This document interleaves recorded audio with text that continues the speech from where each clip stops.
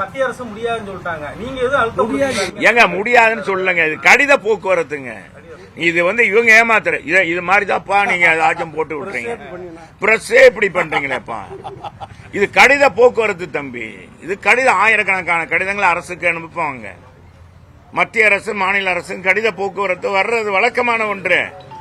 அதை எடுத்துக்கிட்டு இவங்க சொல்றாங்க உண்மையான இதப்பா என்னன்னா இவங்க சரிபடுத்தி அனுப்பி இருக்கணும். இவங்க தயார் பண்ணி 2 வருஷம் பத்தாதா? என்னங்க ஜெகஜாலா கில்லாடி எல்லாம் இருக்காங்க, எல்லாரும் இருக்காங்க.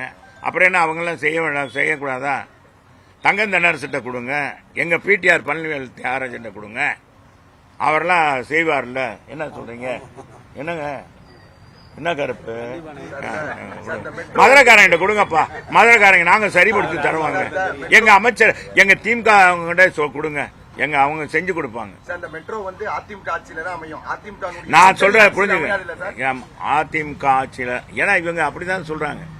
இவங்க என்னன்னா முறையாக இவங்க கடித போக்குவரத்தை காமிச்சு ஏமாத்த பாக்குறாங்க, மக்களை ஏமாத்த பாக்குறாங்கன்றதான் எங்களுடையது.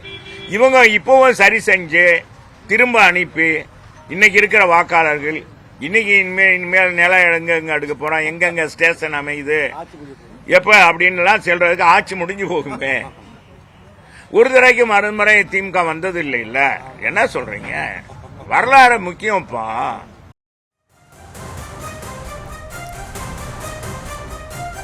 கோவை மதுரைக்கு மெட்ரோ நிராகரிக்கப்பட்ட விவகாரத்தில் மத்திய அரசிற்கு ஆதரவாக செல்லூர் ராஜு அவர்கள் கருத்து தெரிவித்த காட்சிகளை பார்த்தோம்.